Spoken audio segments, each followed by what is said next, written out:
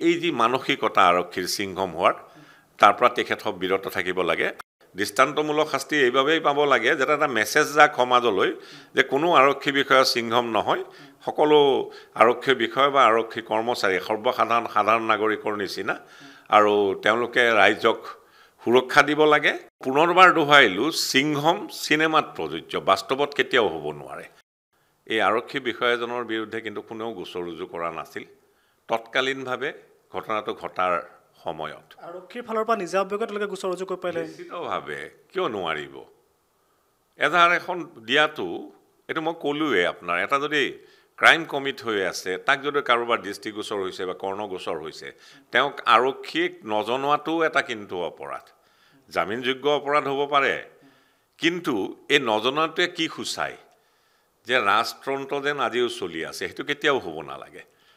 আৰু এই মই পুনৰবাৰ দোহাইলো সিংহম সিনেমাত প্ৰযোজ্য বাস্তৱত কেতিয়াও হ'ব নোৱাৰে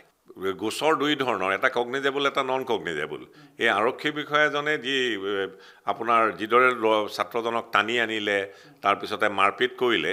তাত এটা কগনিজেবল ধাৰা সন্নিৱিষ্ট হ'ব পাৰে এটা নন কগনিজেবল ধাৰা সন্নিৱিষ্ট হ'ব পাৰে যিহেতু এটা কগনিজেবল ধাৰা সন্নিৱিষ্ট হৈছে সেই ঘটনাটোৰ লগত হোৱা উচিত তেনে ক্ষেত্ৰত আৰক্ষীয়ে নিজাববীয়াকৈ গোচৰ ৰুজু কৰিব লাগিছিল আৰু গোচৰ ৰুজু নকৰাটোৱে কিন্তু আইনৰ উলংঘন আৰু সেইবাবেই নিশ্চিতভাৱে ডিপাৰ্টমেণ্টেলি তেখেতৰ এগেইনষ্টে যি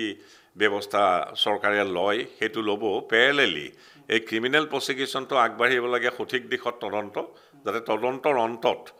জামিনযোগ্য অপৰাধেই হওক বা জামিনযোগ্য অপৰাধ নহওক এইটো বিচাৰ্যৰ বিষয় নহয়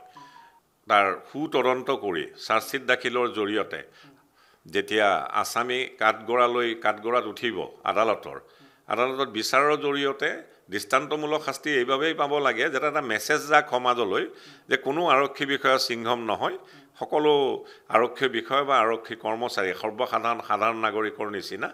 আৰু তেওঁলোকে ৰাইজক সুৰক্ষা দিব লাগে ৰাইজক কোনো পৰিস্থিতিতে ভয়াত্ম কৰি তোলাৰ যি পৰিৱেশ কেনে পৰিৱেশ অসমৰ বিভিন্ন প্ৰান্তত আজিও আছে সেইটো যাতে সেই পৰিৱেশৰ পৰা যাতে অসম মুক্ত হয় কিয়নো আৰক্ষী আমাৰ মাননীয় মুখ্যমন্ত্ৰীয়ে কৈ আহিছে যে ৰাইজৰ সহায়ৰ হকেহে কাম কৰিব লাগে ৰাইজক ভয়াত্ম কৰি তোলাৰ বাবে নহয় আৰু যি ঘটনা ঘটিছিল পাণবজাৰত মানে পাণবজাৰ আৰক্ষীয়ে যি ঘটনা সংঘটিত কৰিছিল সৰ্বত্ৰে ৰাইজে ধিক্কাৰ দিছে ইয়াৰ আইনগতভাৱে it has to reach its logical conclusion ট্ৰাইলৰ অন্তত যদি কোনোবাই দোষ কৰিছে নিশ্চিতভাৱে দোষীয়ে দৃষ্টান্তমূলক শাস্তি পাব লাগে এইভাবে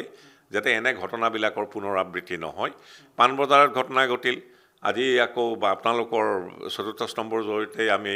অৱগত হৈছোঁ সাধাৰণ নাগৰিক হিচাপে যে এগৰাকী মহিলা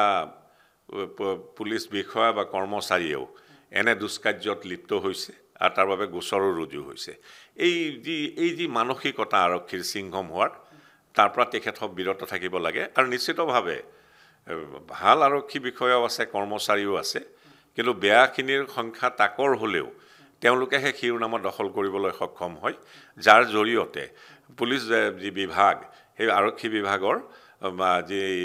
ভাৱমূৰ্তি সেইটো জনমানসত মান হৈ পৰে আৰু সেইবাবে উচ্চতম কৰ্তৃপক্ষই নিশ্চিতভাৱে এই সন্দৰ্ভত বিহিত ব্যৱস্থা গ্ৰহণ কৰিব লাগে এইটো ঠিক যে ভাৰতবৰ্ষৰ যি বিচাৰ ব্যৱস্থা তাত ডিপাৰ্টমেণ্টেল প্ৰচিডিং আৰু criminal prosecution they can run hand in hand together খালি